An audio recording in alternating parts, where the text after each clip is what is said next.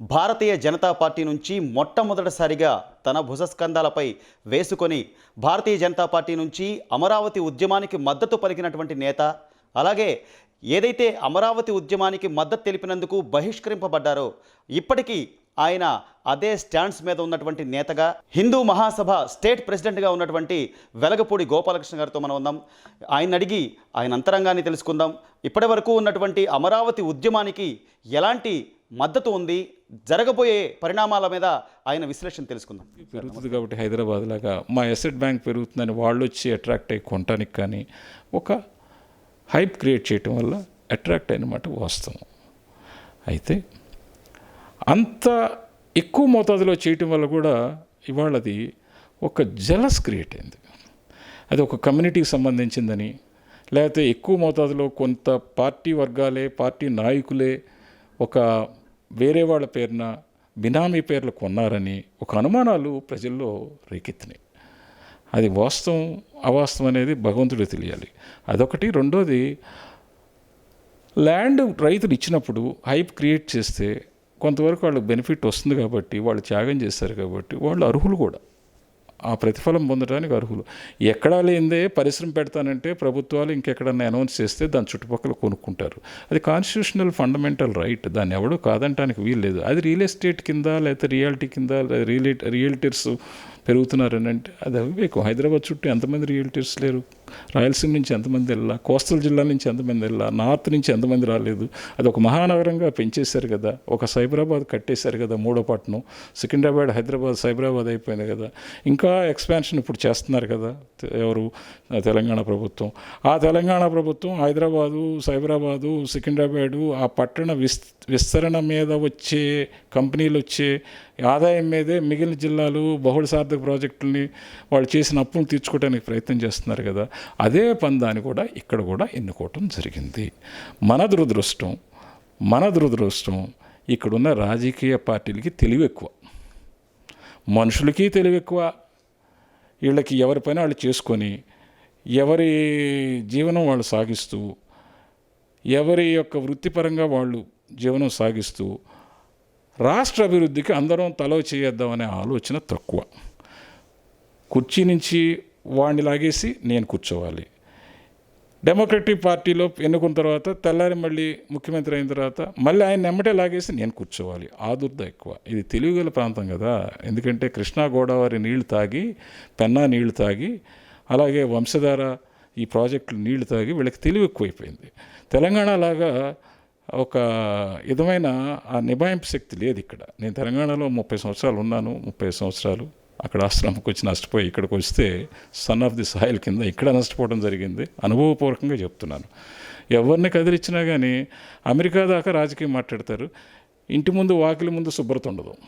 అటువంటి ప్రాంతం ఇది.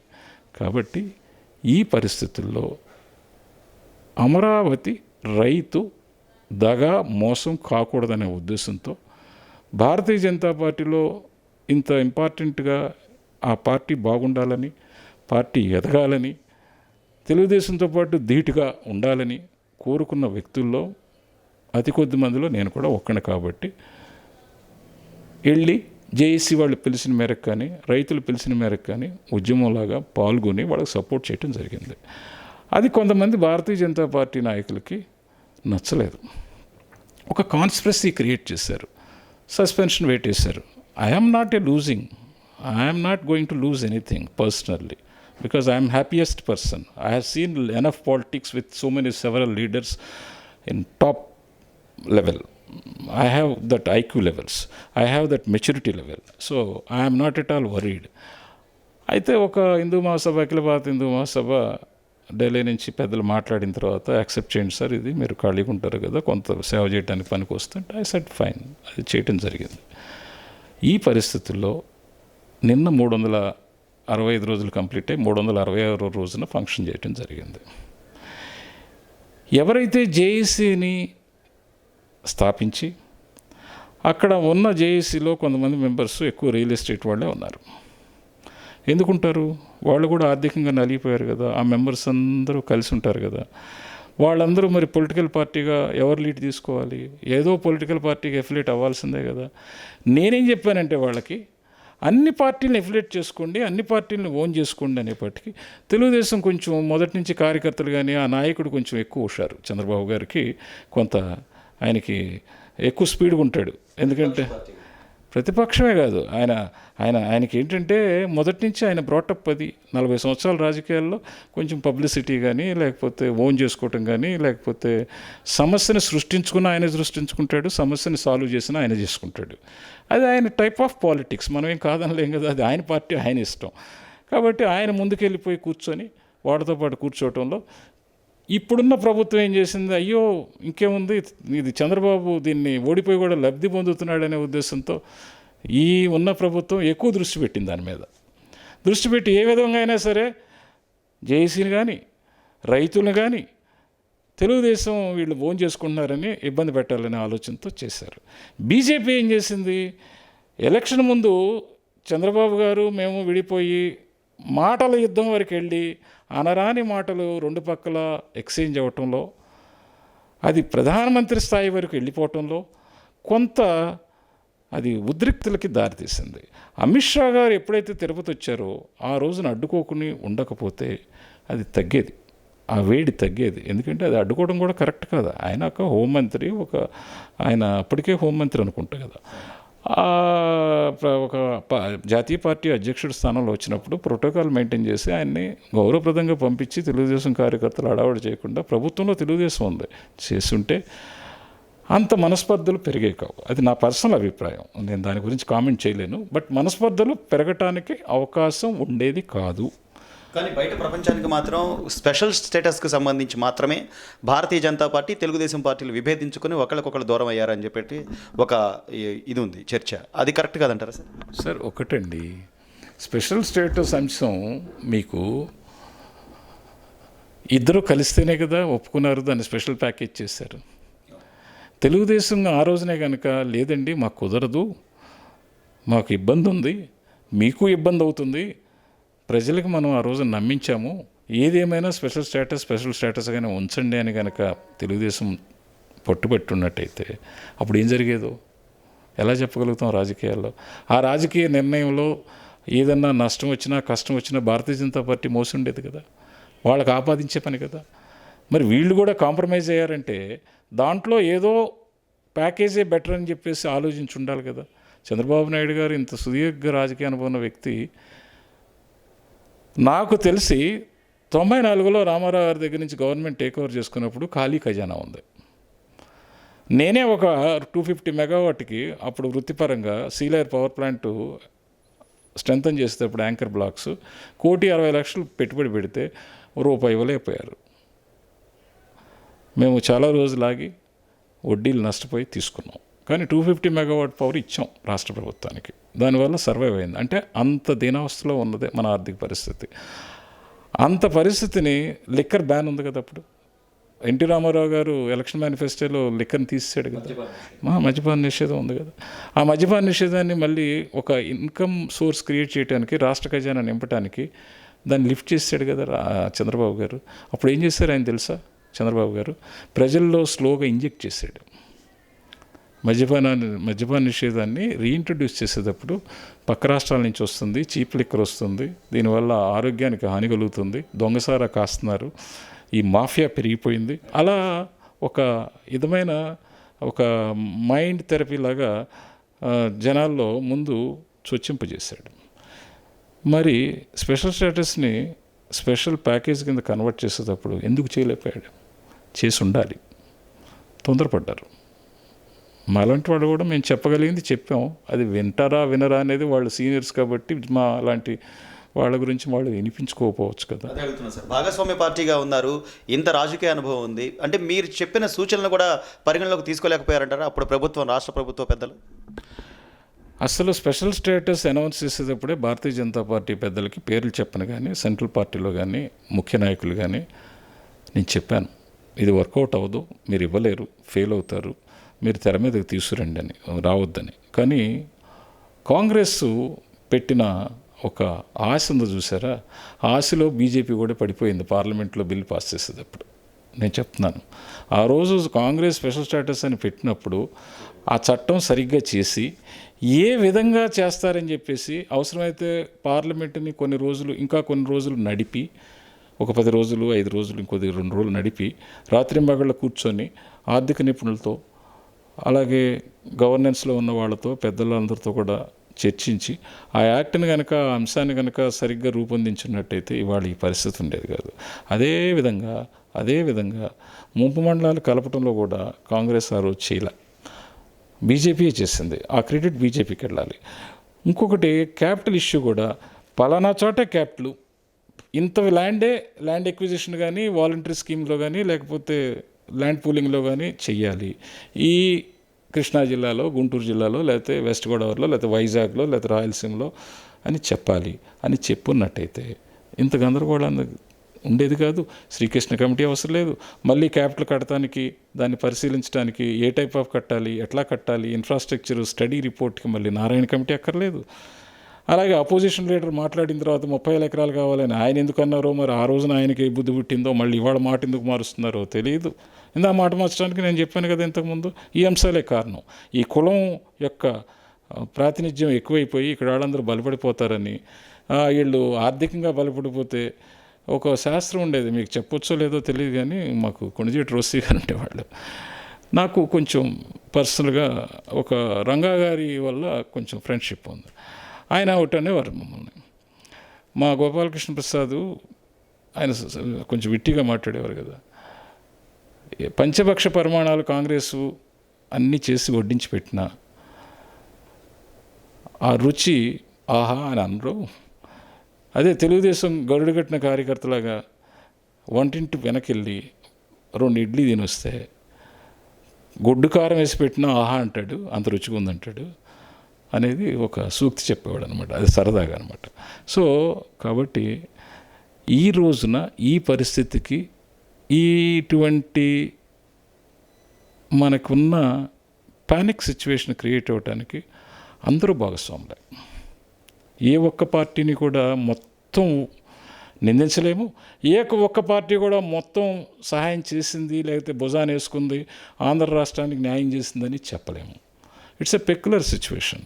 ఇప్పుడు మనకు ఒకటే మార్గం ఏంటంటే దీనికి, మీరు ఏదేమైనా కానీ మీరు రాజధాని కడతామన్నారు, దాంట్లో ఏమైనా లోపాలు ఉంటే సరి చేసుకుంటూ ఆ రాజధాని ఏ మేరకు కట్టగలుగుతామని ప్రజలకు చెప్పి, ఎంతవరకు కట్టగలుగుతామని రైతులకు చెప్పి, వాళ్ళకి ఇచ్చిన హామీ ప్రకారం, ఒప్పంద పత్రాల ప్రకారం ముందు వాళ్ళకి రోడ్స్ వేసి, లైటింగ్ పెట్టి, ఈ ఇన్ఫ్రాస్ట్రక్చర్, వాటర్ ఫెసిలిటీస్ వేసి, ఇవాళ ఎంత బాధాకరం అండి.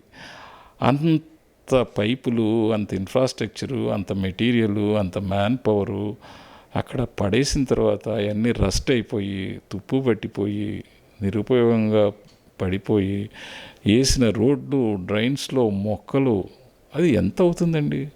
ఎవరు దీనికి బాధ్యులు? Who is the criminal? ఎందుకు ఇలా చేస్తున్నారు మీరు? ఈ రాష్ట్రాన్ని ఏం చేయబోతున్నారు మీరు? అదే మీ సొంత దొడ్లో మీరు ఈ విధంగా పారేయండి వస్తువుల్ని, మీ సొంత దొడ్డిని అడవిలాగా పెట్టండి. ఇదా పరిష్కారం? ఇదా ప్రజలు కోరుకుంది? ఇందుకా నీకు ఓట్లు ఇచ్చింది? ఎవరు బాధ్యులు? మీరు రేపు రాబోయే తరాలకి మీరు ఏం చెప్తారు? ఎలా చెప్తారు సమాధానాలు? ఎవరి సొమ్మని మీరు చెప్తారు? దీనికి అందరూ బాధ్యులే. అందుకే నేను బీజేపీని కూడా నేనేమంటానంటే, కేంద్ర ప్రభుత్వం ఇంత మంచి పార్టీ, ఇక్కడ చంద్రబాబు మీకు నచ్చకపోతే పొలిటికల్గా ఫేస్ చేయండి. మీరు చంద్రబాబు కంటే 100 రెట్లు కష్టపడండి. మనందరం పడదాం, రాత్రి మగళ్ళు ప్రజలతో ఉందాం, మన జీవన భృతి మనం సాగించుకుంటేనే అందరితో కలిసి మెలిసి తిరిగి ఏంటి మన సమస్య అని చెప్పేసి అందాం. మీకేమో ఒక మైండ్, ఓపెన్ మైండ్ పెట్టుకోవాలి. క్లోజ్డ్ మైండ్తో మీరు ఉంటున్నారు. మీరు పైకి వెళ్ళి మాట్లాడలేరు, కింద పబ్లిక్ వచ్చి చెప్పలేరు. మాట్లాడితే తెలుగుదేశం చంద్రబాబు అంటాడు, ఆయన పార్టీ ఆయన చూసుకుంటాడండి, మనకెందుకు? ఆయన యొక్క ఎజెండా అదే, ఆ పార్టీని పెంచుకుంటాడు. మిమ్మల్ని ఎందుకు బతికినిస్తాడండి చెప్పండి? ఇప్పుడు మీరు అపోజిషన్ పార్టీ లేదా భాగస్వామి పార్టీ అండి, మీరు ఎదిగితే నా మాట వింటారండి? రాజకీయంలో ఉన్న క్రీడ అదే కదా. రాజకీయ మెచ్యూరిటీ తెలుసుకొని మనం ఎదగాలి, మన పార్టీని బలపరుచుకోవాలంటే నువ్వు ముందు ప్రజాకోర్టులో సక్సెస్ అవ్వాలి. ప్రజాకోర్టులో సక్సెస్ అవ్వాలంటే ప్రజల దగ్గరికి వెళ్ళాలి. ప్రజల దగ్గరికి వెళ్ళాలంటే వాళ్ళ సమస్యలు వస్తాయి, వాళ్ళ సమస్యలను తీర్చగలగాలి, లేకపోతే గళం ఎత్తాలి. ఆలోచన చెయ్యాలి. అంటే నువ్వు ఏసీ రూమ్లో కూర్చోవడం కానీ ఏదో మీటింగ్ చెప్పి ప్రెస్ ముందు మాట్లాడటం కానీ కాకుండా వాళ్ళతోనే జీవనం సాగించాలి. నీకు ఆ శక్తి, ఆ నేర్పు, ఆ సహనం, ఆ ఓపిక, ఆ ధనం ఖర్చు పెట్టుకునే విధానం, త్యాగం చేసే బుద్ధి లేకుండా ఇంకో కులాన్ని తిడితేనో ఇంకొక నాయకుడిని తిడితేనో నా పార్టీ పవర్లోకి వచ్చేస్తుంది, నేను ఈ తలకిందులు చేసేస్తానంటే అంతకంటే పిచ్చితనం, అంతకంటే వెర్రితనం, అంతకంటే షార్ట్ మైండ్నెస్ ఉండదు. ఇప్పుడు మీరు అన్నట్లుగానే భాగస్వామ్య పార్టీగా ఉన్నటువంటి తెలుగుదేశం పార్టీ భారతీయ జనతా పార్టీని ఎదగనివ్వదు అన్నారు. అది ఒకప్పుడు భాగస్వామ్యం ఉన్నప్పుడు, ఇప్పుడు లేదు. కాబట్టి ఇప్పుడు మీరున్నటువంటి జనసేన పార్టీతో భాగస్వామ్య పార్టీగా ఉన్నారు. అదే పరిస్థితి జనసేన పార్టీలో ఉన్నటువంటి వాళ్ళకు కూడా ఎదురవుతుంది అంటే మీ కామెంట్స్ సార్? నేను నిర్మోహమాటంగా చెప్తాను, పవన్ కళ్యాణ్ వాళ్ళ అన్న చిరంజీవి ఏ తప్పైతే చేశాడో రాజకీయాల్లో ఓడిపోయిన తర్వాత కాంగ్రెస్లో తీసుకెళ్ళి కలిపాడు కదా ఇది ప్రజారాజ్యం పార్టీని, ఈయన కూడా అదే మిస్టేక్ చేశాడు. ఎందుకంటే నువ్వు ప్రజా జీవితంలోకి వచ్చినప్పుడు ప్రజాస్వామ్యంలో ప్రజల మధ్య గడపాలని ఒకసారి జీవితంలో నిర్ణయం తీసుకున్న తర్వాత ఉంటే ఎంజీఆర్ ఎన్టీఆర్ లాగా ఉండు, లేదంటే ఆ పార్టీలో చేరి ఆ పార్టీ యొక్క భావాల్ని, ఆ పార్టీ యొక్క ఎజెండాని భుజాన్ని వేసుకొని ఎదుగు. నేనేదో సినిమా స్టార్ అయిపోయానని చెప్పేసి, నేనేదో మేకప్ రూమ్లో వేసుకున్నది ఆ 3 గంటల సినిమాని చూసేశారని చెప్పేసి కుర్రకారు లేకపోతే యూత్ కొంతమంది ఒక 100 మంది చేరి ఏలలేస్తేనో, నీకు పాలాభిషేకం చేస్తేనో, నీ బ్యానర్కి కటౌట్కి బ్యానర్కి నీకు ఒక దండేస్తేనో, లేకపోతే తిలకం దిద్దితేనో, లేకపోతే ఏదో బ్లడ్ ఇక్కడ ఇట్లా బ్లేడ్ పెట్టి కోసుకొని ఇట్లా నుదుటి మీద రుద్దేస్తే కటౌట్ నీ నుదుటి మీద, అది నా యొక్క శక్తి అనుకుంటే కుదరదు.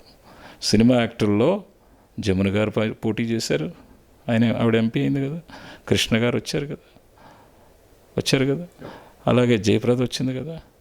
ఎంతకాలం మనగలిగారండి వాళ్ళు రాజకీయాల్లో? దానికి చాలా ఎన్టీఆర్ ఈజ్ ఎ డిఫరెంట్ అండి, ఎంజీఆర్ ఈజ్ ఎ డిఫరెంట్ అండి. ఇవాళ పక్క రాష్ట్రం కమల్ హాసన్ కింద మీద పడుతున్నాడు. అంతకుముందు ఆయన వచ్చారు, మన జయలలిత కాదు ఆయన యాక్టరు, ఇంకొక యాక్టర్ వచ్చారు కదా. సో రజనీకాంత్ రీసెంట్ కదా, అంతకుముందు విజయకాంత్ వచ్చారు కదా, ఆయన నిలబడ్డారండి. అట్లాగే అక్కడ మరి కర్ణాటకలో కూడా కొంతమంది ప్రయత్నాలు చేశారు, నిలబడ్డారా? ఇక్కడ తెలంగాణలో విజయశాంతి గారు నిలబడ్డారా? ఆవిడ కొన్నాళ్ళేమో బీజేపీ, కొన్నాళ్ళేమో టీఆర్ఎస్, కొన్నాళ్ళు మళ్ళీ కాంగ్రెస్, మళ్ళీ బీజేపీ. అంటే వీళ్ళకి కన్సిస్టెన్సీ లేదు. రాజకీయం అనేది ఏ లీడర్ అయినా సరే పవర్ పాలిటిక్స్ చేయటం అనేది ఒక పద్ధతి అండి. పవర్ ఉన్నా లేకపోయినా ఒక సిద్ధాంతపరమైన రాజకీయం చేయటం అనేది ఒక పద్ధతి. ఇవాళ సెంట్రల్ గవర్నమెంట్ పవర్లో ఉంది కాబట్టి భారతీయ జనతా పార్టీ, జనసేన వాళ్ళతో జతగట్టింది. అక్కడున్న సలహాదారుడు కూడా ఆయన అటువంటి ఆయన. నేను చెప్తున్నాను కదా, రేపు భారతీయ జనతా పార్టీ పవర్లో ఎల్లకాలం ఉండదు కదండి. గవర్నమెంట్లు మారుతాయి కదా, మహా ఉంటే 15 ఉండొచ్చు, 20 ఉండొచ్చు, 100 సంవత్సరాలు అయితే ఏలదు కదా. ఆ పవర్ లేనప్పుడు భారతీయ జనతా పార్టీ ఎంత దగ్గరలో వీళ్ళ ఆలోచనలకు అనుగుణంగా, సిద్ధాంతాలకు అనుగుణంగా, రాష్ట్రాభివృద్ధికి అనుగుణంగా ఫైట్ చేస్తారనేది రాబోయే రోజులు చెప్పాలి. అలాగే సార్, ఇప్పుడు ఉన్నటువంటి మెయిన్ ఇష్యూ అమరావతి రాజధాని కాదు, 3 క్యాపిటల్స్ చేయాలి అనేది. నిజంగా అసలు ఇంత 60-65% నిర్మాణాలు పూర్తయి అమరావతి పరిధిలో ఇన్ని వేల ఎకరాలు రైతుల నుంచి సేకరించి ఇంతగా మనం ప్రపంచ పటంలో అమరావతిని మన రాష్ట్ర రాజధానిగా చూపించుకుంటున్న పరిస్థితుల్లో ఈ అభివృద్ధి వికేంద్రీకరణ పేరుతో రాష్ట్ర ప్రభుత్వం తలపెట్టినటువంటి ఈ 3 రాజధానుల నిర్ణయం సరైందని అంటారు? జగన్ రెడ్డి గారు పిచ్చోడు అన్నారు. నేను జగన్ రెడ్డి గారు ఈ రాష్ట్ర ముఖ్యమంత్రి, ఆయనంత పిచ్చోడు ఇంకొకడు ఉండడు.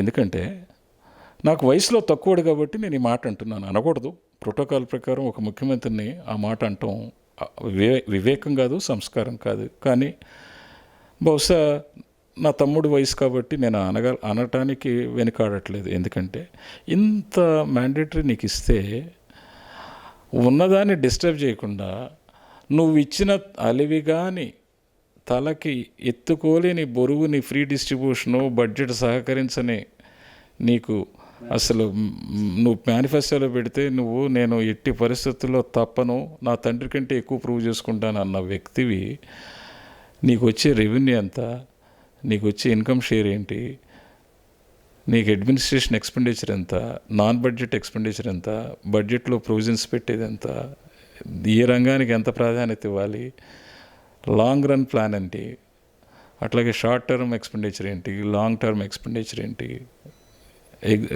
ప్రీవియస్ డెట్స్కున్న ఇంట్రెస్ట్లు ఏంటి, ఎన్నో ప్లానింగ్ ఉండాలి కదండి. కానీ వరుస సంక్షేమ పథకాలు పెడుతూ డబ్బులు పంచుకుంటూ వెళ్ళిపోతున్నారు కదా సార్, ఇదంతా ఎక్కడి నుంచి వస్తుందండి? ఆయన ఏమనుకుంటున్నాడంటే ముందు ఓటు బ్యాంక్ జేబులో వేసుకుందాం అనుకుంటున్నాడు. అర్థమైందండి, ఓటు బ్యాంకు జేబులో పెట్టేసుకుందాం, దాన్ని తాళం వేసేద్దాం అనుకుంటున్నాడు. నా జేబులో ఓటు బ్యాంక్ పెట్టేస్తాను, నేను లాక్ చేసేస్తే వీళ్ళు పడి ఉంటారు తాయిలాలతో అనుకుంటున్నాడు. నువ్వు ఏ రోజునైతే నువ్వు ఆపేస్తావో, ట్యాబ్ బంద్ చేస్తావో, ఆ రోజున ఈ క్రింద 2 రకాల హానులు చేస్తున్నాడు ఆయన. ఎట్లా అంటే, ఫస్ట్ ఫ్రీ డిస్ట్రిబ్యూషను ఓవర్గా చేయటం వల్ల బాధ్యత తెలియకుండా సోమరులను చేస్తున్నాడు, వాళ్ళ శక్తిని నిర్వీర్యం చేస్తున్నాడు. ఇంకో చేత్తో ఏం చేస్తున్నాడు, చీప్ లిక్కర్ ఇచ్చి రేట్లు పెంచేసేసి ఈ చేత్తో ఇస్తూ ఈ చేత్తో ఇట్లా తీసుకుంటున్నాడు. ఈ మధ్యతరగతి వాళ్ళని కూడా ఏం చేస్తున్నాడు, ట్యాక్స్లు పెంచేస్తున్నాడు. మరి ఇది బ్యాలెన్స్ అవ్వాలి కదా. ఫ్రీ డిస్ట్రిబ్యూషను రోజుకో పథకం, వారానికి ఒక పథకం. ఆయనకి బహుశా నేను అనుకోవటం, ఈ భారతదేశం బడ్జెట్ ఇచ్చి మొత్తం ఖర్చు పెట్టేవా ఆంధ్ర రాష్ట్రంలో అంటే ఇంటింటికి కూడా ఖర్చు పెట్టేస్తాడు. ఆయన సొమ్మేం అయింది, కాన్స్టిట్యూషన్ పర్మిట్ చేయాలి కానీ ఖర్చు పెట్టేస్తాడు. చాలా పెద్ద చెయ్యి అనకూడదు, మహానుభావుడు. కష్టపడి సంపాదించిన సొమ్ము అయితే ఆ బాధ తెలుస్తుంది కదా. సరే, కష్టపడ్డాడు కదండి, ముద్దులు పెట్టుకొని ఓట్లు తీసుకున్నాడు, కష్టపడ్డట్టు లెక్కే. మీరు కష్టపడలేదని ఎట్లంటారు? ఇది మనం ప్రజల సంపాదన కదా సార్, ప్రజల నుంచి వసూలు చేస్తున్నది కదా మీరు చెప్పిన. సార్, ప్రతి పొలిటీషియను ఇంక్లూడింగ్ అపోజిషన్ లీడరు, ఒక్క సీట్ లేని పొలిటీషియన్ కూడా నాతో సహా ఏదో మీరు కెమెరా పెట్టగానే నేను ఒక పెద్ద హీరో అనుకుంటాం. పక్కకి వెళ్తే కానీ డొక్కలు మండిన తర్వాత, పక్కకి వెళ్తే కానీ ఆ కుర్చీ పోయిన తర్వాత కానీ భాగవతం తెలియదు.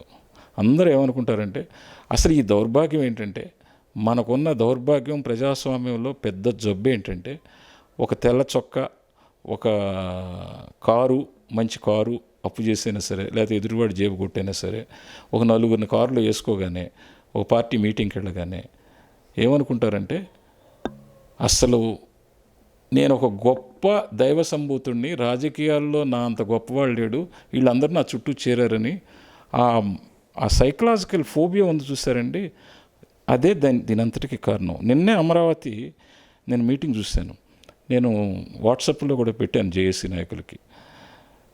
నిన్న 365 రోజులు బట్టి ఆ మహిళామ తల్లులు కానీ, దళిత వర్గం కానీ, రైతు వర్గం కానీ, కరోనాను కూడా లెక్క చేయకుండా వెళ్ళిన మాలాంటి లీడర్స్ కానీ ప్రాతినిధ్యం మాట్లాడాలని కానీ, మాట్లాడించాలని కానీ, సబ్జెక్ట్ తెలుసుకోవాలని కానీ, బాధలు తెలుసుకోవాలని కానీ, చెప్పించాలని కానీ ఈ జేఏసీ నాయకులకి లేదు, ఆ వచ్చిన పొలిటికల్ పార్టీస్ వాళ్ళకి లేదు. ఏంటో వచ్చేస్తారు, గబా గబా గబా వచ్చేస్తారు, డాష్ ఎక్కేస్తారు, వాళ్ళ వెనకాల ఒక 10 మంది ఎక్కేస్తారు, ఆ కుర్చీలో కూర్చుంటే కూడా గాలాడనీరు, వచ్చేసేసి 1కి 10 లీటర్స్ వచ్చేసేసి, ఒకడు మంచినీళ్ళు అందిస్తాడు, ఒకడు టవల్ వేస్తాడు, ఒకడేమో కుర్చీ వాడు చొక్కా పైకి లేపుతాడు. ఏంటిది ఫోబియా? 365 రోజులు ఎండలో పడి వాననక పొద్దున్నే భోంచేసి వచ్చి పాపం టిఫిన్ చేసి వచ్చి అక్కడ కూర్చొని నిద్రపోకుండా మధ్యాహ్నం గృహిణులతో సహా సఫర్ అయిన వాళ్ళు ఉన్నారు. వాళ్ళు ఎందుకు మాట్లాడకూడదు? వాళ్ళు ఎందుకు వాయిస్ వినిపించకూడదు? 108 కుటుంబాలు అక్కడ రోడ్డున పడ్డాయి, 108 మంది చనిపోయి. వాళ్ళతో నువ్వు ఎవరైనా 10 మందిని మాట్లాడించడానికి నీకేంటి? ఎందుకు ఉపన్యాసాలు ఇవ్వాలి? మనం గంటల తరబడి ఎందుకు చెప్పాలి? రోజు చెప్తున్నావు కదా, అరిగిపోయిన గ్రామ్ ఫోన్ రికార్డులాగాను. నీ సొద వింటున్నాం కదా, గంటల తరబడి మాట్లాడుతున్నావు కదా, ఇంకా టీవీల ముందు ఏం మాట్లాడుతావు? వాళ్ళతో మాట్లాడించు, వాళ్ళ ఘోష విను, వాళ్ళ భాష విను, వాళ్ళ యొక్క బాధలు విను, సొల్యూషన్ విను. దాన్ని బట్టి నువ్వు అంశాన్ని తీసుకొని ఒక రూపకల్పన చేసి నీ పార్టీలో చర్చించుకొని మనం గవర్నమెంట్లో వీళ్ళకి ప్రజెంట్ చేయాలి, గవర్నమెంట్కి చెప్పాలి, ప్రభుత్వాలకు చెప్పాలి, కేంద్ర ప్రభుత్వానికి చెప్పాలి, రాష్ట్ర ప్రభుత్వానికి చెప్పాలి, అఫీషియల్స్కి చెప్పాలి, అడ్మినిస్ట్రేషన్ సర్వీస్లో ఉన్నాడో చెప్పాలి, గవర్నర్ రాజ్యాంగానికి చెప్పాలి, అన్నీ రాష్ట్రపతికి విన్నవించాలని చెప్పేసి ఒక అంశాన్ని తయారు చేసుకొని టేకప్ చేసి how to resolve the problem అని చెప్తే నువ్వు ఇంకొకటి ఉంది, డాక్టర్స్ లేరా? మీకు యాక్టర్సే కనపడతారేంటి, డాక్టర్స్ లేరా? యాక్టర్స్లో 2 రకాలు కనపడతారు. తెర మీద యాక్ట్ చేసి డబ్బులు వసూలు చేసుకొని హాయిగా ఆస్తులు పెంచుకున్న యాక్టర్సు, అలాగే పొలిటికల్ యాక్టర్సు. రియల్ ఎస్టేట్ చేసేస్తారు, బెంగళూరు వెళ్ళి, హైదరాబాద్ వెళ్ళి, చెన్నై వెళ్ళి, ఇంకో చోటుకి వెళ్ళి కాంట్రాక్టులు చేస్తారు. ఇక్కడికి వచ్చేమో ఆ మీటింగ్ రోజున వచ్చేస్తారు, టక్కన ఫ్లైట్లో వచ్చేస్తారు, ల్యాండ్ అయిపోతారు. 1.5 కోటి కారు ఎయిర్పోర్ట్లో ఉంటుంది, 10 మందిని ఎక్కించుకుంటారు, అన్ని అరేంజ్మెంట్ అయిపోతాయి. ఫుడ్ ఉంటుంది, ఫ్రూట్స్ ఉంటాయి, వాటర్ ఉంటుంది, మినరల్ వాటర్ ఉంటుంది, శానిటైజేషన్ ఉంటుంది, మాస్కులు ఉంటాయి 100 ఒక డబ్బా. ఇన్ని పెట్టుకొని వచ్చేసి ఓ ఫోటో పోజ్ ఇచ్చేసి వెళ్ళిపోతారు. దౌర్భాగ్యం, మన దురదృష్టం. ఇటువంటి నాయకులు, ఇటువంటి పార్టీలు. ఇంకా మీరు అమరావతి గురించి మనం ఎన్నిసేపు మాట్లాడుకుంటే నాకైతే కళ్ళమట రక్తం వస్తుంది, నీరు రాట్ల, బాధ వస్తుంది. వీళ్ళని చూసుకుంటే, వీళ్ళని తలుసుకుంటే. వచ్చేసి మైక్ పెట్టుకుంటారు, మాట్లాడేస్తారు, ఒక 4 డైలాగ్స్, జగన్ రెడ్డిని తిట్టేస్తారు. అది సరిపోతుందండి? జగన్ రెడ్డిని తిట్టేస్తే ఆయన పైన ఆయన చేసుకుపోతున్నాడు. ఆయన ఎజెండా ఆయనకు ఉందండి. 25 సంవత్సరాలు ఈ రాష్ట్రాన్ని వదలకూడదని చెప్పేసి కడుపు నిండిన వ్యక్తి. అన్ని రకాలుగా కేసులు ఎదుర్కొంటాడు, లీగల్ పెట్టుకుంటాడు, న్యాయమూర్తులు తిడతాడు, తిట్టిస్తాడు, ఏదైనా చేస్తాడు ఆయన. ఎందుకంటే కోట్ల రూపాయలు మూలుగుతున్నాయి. ఆ దశకి మనం ఎందుకు ఎదగలేదని చాలామంది కలలుగంటున్నారు. అతను ఆ విధంగా చేసి పరిపాలిస్తుంటే ఈ ప్రజలందరూ ఓట్లేశారు కాబట్టి ఇదే కదా రాజకీయం అనుకుంటున్నారు. అంశం మీద, ఆశయం మీద, సిద్ధాంతం మీద రాజకీయ నాయకులు రాబోయే రోజుల్లో మీకు భూతద్దం వేసి చూసినా దొరకరు. మీరు కూడా అలాగే వాళ్ళ చుట్టూనే తిరగబోతున్నారు. ఇక ఇది ఒక విషస్ సర్కిల్ అయిపోయింది. కాబట్టి మీరు యూత్ని మార్చండి, యూత్కి చెప్పండి, మీరు అటువైపు బెండ్ అవ్వద్దని చెప్పండి. స్టెబిలిటీగా చక్కగా ఆలోచించి రాజ్యాంగం ఇచ్చిన హక్కులకి, మానవ హక్కులకి పరిరక్షించుకుంటూ పక్కవాడిని బతికిస్తూ మనం బతుకుతూ కష్టపడదాం, సంపద పెంచుకుందాం, అప్పుడు పంచుదాం అని చెప్పండి. నిజంగా రాష్ట్ర ప్రభుత్వం చెప్తున్నట్టుగా రాష్ట్ర అభివృద్ధి వికేంద్రీకరణ జరగాల్సిన అంశం ఉందంటారా సార్? నిజంగా ఇప్పుడు ఉన్నటువంటి పరిస్థితుల్లో ఇప్పుడు అమరావతిలో దాదాపు ఇంత రోడ్ల విస్తీర్ణ కానివ్వండి, అలాగే హైకోర్టు నిర్మాణం కానివ్వండి, మన శాసనసభ సమావేశాల అసెంబ్లీ నిర్మాణం కానివ్వండి, ఇంత జరిగిన తర్వాత కూడా అక్కడెక్కడో నేను అక్కడ 3 రాజధానులు చేస్తాను, 3 రాజధానుల్లో అభివృద్ధి వికేంద్రీకరణ అంటే మనకు 13 జిల్లాలు ఉన్నాయి కదా సార్, 3 రాజధానులను ఎందుకు పట్టుబడుతున్నారు? అంటే రకరకాల అంశాలు వస్తున్నాయి. ఇప్పుడు పొలిటికల్ వెండిట్టాలో ఏంటంటే గేమ్ ప్లాన్స్ ఏంటంటే, ఇక్కడ ఇన్సైడ్ ట్రేడింగ్ అంటున్నారు, యువతల వాళ్ళేమో వైజాగ్లో ఇన్సైడ్ ట్రేడింగ్ అంటున్నారు. మాటకు మాట, చేతకు చేత.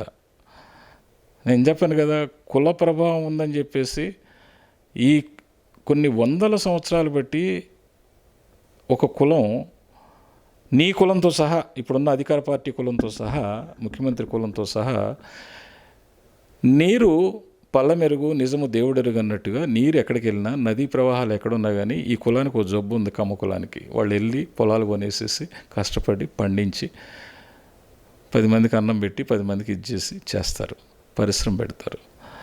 అసలు నాకు తెలియకూడతాను, కృష్ణా గుంటూరు జిల్లా కానీ లేకపోతే ఈ ఆంధ్ర రాష్ట్రంలో కానీ అసలు ఫస్ట్ ఇండస్ట్రీ పెట్టింది ఎవరండి? నాగార్జున సాగర్ డ్యాము ఇక్కడ ఇనిషియేటివ్ తీసుకొచ్చి అప్పుడు ప్రధానమంత్రి జవహర్లాల్ నెహ్రూని తీసుకొచ్చి ఫౌండేషన్ స్టోన్ వేసింది ఎవరండి? దానికి సరిపడా పరిశ్రమలు పెట్టింది ఎవరండి? 10 మందికి ఉద్యోగాలు ఇచ్చింది ఎవరండి? కమ్మకులం కాదా? ఈ ప్రభుత్వాలు రాకముందే, పార్టీలు పెట్టకముందే రామారావు గారు చాలా పేరు ప్రఖ్యాతులతో, చాలా మందితో, పొగడ్తలతో ఆ కులానికి ఒక ప్రాతినిధ్యం ఉండేది. ఇవాళ అది పోయింది. నెంబర్ 1. నెంబర్ 2, పోటీతత్వం మంచిదే. కులానికి పోటీతత్వం వృత్తిపరంగా మంచిదే.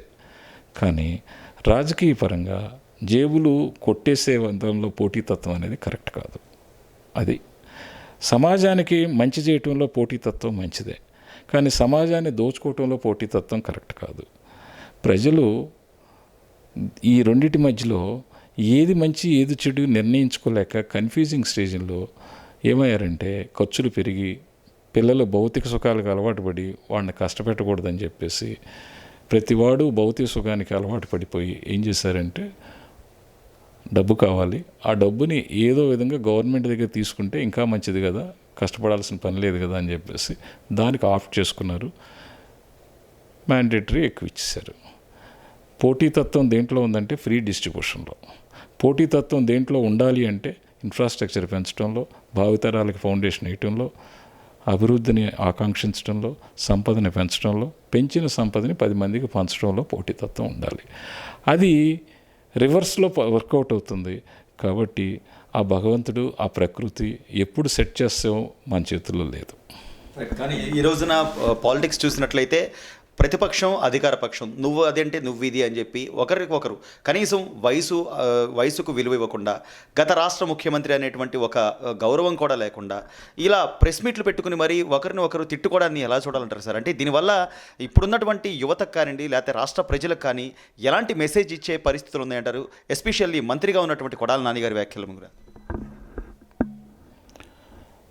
లోతుగా అధ్యయనం చేసిన వ్యక్తిగా, ఇన్ని రోజులు రాజకీయం చూసిన వ్యక్తిగా, ఇన్ని రోజులు పరిశ్రమను చూసిన వ్యక్తిగా, ఇన్ని రోజులు వ్యవసాయాలు చూసిన వ్యక్తిగా ఒక వాస్తవం చెప్తాను.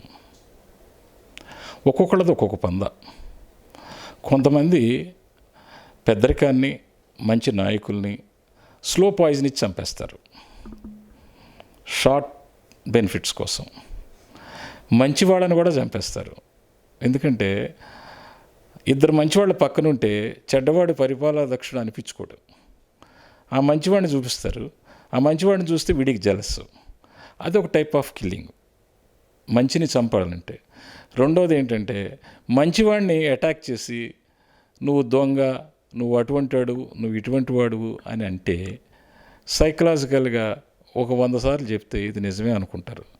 అయితే ఇవాళ చప్పట్లు, పొగడ్తలు, 10 మంది చుట్టూ చేరటం ఒక విధమైన ఇది మానసిక వైద్యుడు కూడా అందనే జబ్బు ఈ క్యాడర్కి, లీడర్స్కి ఎట్ట తయారైందంటే, నిన్ను నేను గట్టిగా పరుషపదం వాడి నిన్ను తిడితే నువ్వు పెద్ద హీరోవి, నువ్వు ఒక లీడర్వి, నువ్వు ఒక పొలిటీషియన్వి, నీకు టికెట్ ఇవ్వచ్చు, నీ చుట్టూ 10 మంది ఓట్లు ఎంచుకుంటావు. కాబట్టి అటువంటి కల్చర్ ఎప్పుడైతే ప్రతి పార్టీలో డెవలప్ అయిందో ఈ జబ్బు, ఈ మంచి చెడు, పెద్దరికం, మాటల కంట్రోల్లో పెట్టుకోవటం, భాషను వాడటం, ఇవన్నీ మీరు ఎక్స్పెక్ట్ చేయకూడదు. మీరు కూడా, నేను ఇంత మంచి మాట్లాడాను, ఇప్పుడు అరగంట నుంచి మీతో మాట్లాడుతున్నాను, మంచి అంశాలు చెప్పాను, నాకున్న బాధ చెప్పాను. మీరు ఇది ఎంతవరకు చూపిస్తారో నాకు తెలియదు, ఎంత ఎడిటింగ్ చేస్తారో నాకు తెలియదు, ఎంత కట్ చేస్తారో నాకు తెలియదు. మీకు కావాల్సిన మసాలానే కట్ చేయకుండా పెట్టుకుంటారు.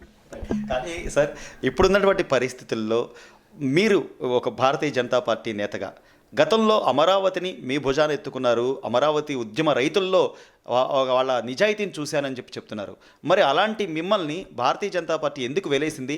ఈ రోజున మళ్ళీ మేము భారతీయ జనతా పార్టీ ఖచ్చితంగా కట్టుబడి ఉంది, అమరావతి రాజధాని ఉంటుంది అని చెప్పి చెప్పడం వెనుక ఏంటి సార్? అంటే అప్పుడు మీకు పేరు వస్తుందన్న ఒకే ఒక కారణంతో మిమ్మల్ని పక్కన పెట్టడం జరిగిందా? లేకపోతే అసలు ఏంటి భారతీయ జనతా పార్టీ భవిష్యత్ ప్రణాళిక ఏంటంటారు సార్ అమరావతికి సంబంధించి? రాజకీయంగా మాట్లాడాలంటే ఈ ప్రశ్న మీరు వాళ్ళని వేస్తే మంచిదని చెప్పాలి ఒకే ఒక్క వాక్యంలో. కానీ అనుభవజ్ఞులు మనసు విప్పి మాట్లాడాలంటే, వాస్తవం మాట్లాడాలంటే నాకు చొరవ ఎక్కువ. ఎక్కడ బాధ ఉందో అక్కడికి వెళ్తాను. నేను ఒక పిచ్చోడిని, డబ్బులు ఖర్చు పెట్టుకుంటా, ఆస్తి ఖర్చు పెట్టుకుంటా. నిజమే సార్, కోట్ల విలువ చేసే స్థలాన్ని కూడా పార్టీ నిర్మాణానికి, పార్టీకి సంబంధించిన ఒక బిల్డింగ్ కోసం ఇచ్చారు, కానీ అది అలాగే మరుగున పడిపోయింది. ఒక వ్యవస్థలో మనిషి పుట్టిన తర్వాత మన యొక్క బాధ్యత ఏంటో తెలుసుకోవాలనుకుంటా. మనకి ఎన్ని కష్టాలున్నా మనం కష్టపడదాంలే, కష్టపడి తీర్చుకుందాంలే. 10 మంది బాగుంటే మనకు ఆత్మ మనని గుర్తుపెట్టుకుంటారు భావితరాల వాళ్ళు భవిష్యత్తులో అని. ఆ యొక్క వ్యసనం కూడా నా తప్పు. ఇన్ని వ్యసనాలు ఉన్న వ్యక్తిని సస్పెండ్ చేయక ఏం చేస్తారండి చెప్పండి? ఎక్కడ రోలుకాడ అక్కడ, ఎక్కడ రోటికాడ అక్కడ పోటు, ఎక్కడ మనిషికాడ అక్కడ మనిషికాడ పొగడ్త, ముఖస్థుతి, సైకోఫానిటిజం, ఏమంటారు, ఒక దుర్నీతి లక్షణమైనటువంటి పదవీకాంక్ష, దుర్నీతి లక్షణం. అది అది అది best qualification in present politics. ఇన్ని మంచి లక్షణాలు వదిలేసి ఇంత అవలక్షణాలు పట్టుకుంటే మరి సస్పెన్షన్ గురవ్వాల్సిందే కదా.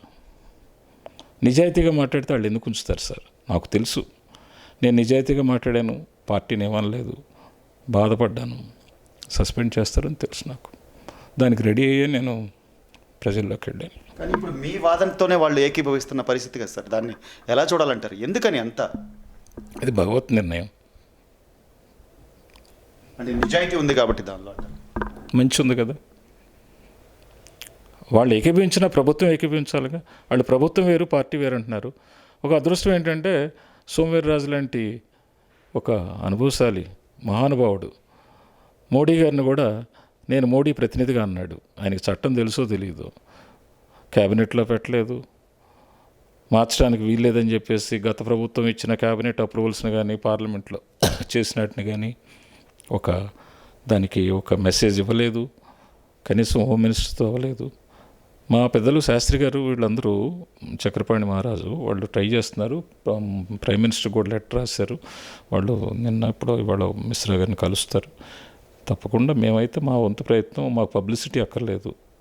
10 మంది కళ్ళల్లో కన్నీళ్ళు లేకుండా ఆనంద బాష్పాలు ఉంటే మాకు అవే ఆశీస్సులుగా, మాకు పదవులు అక్కర్లేదు, పవర్ అక్కర్లేదు.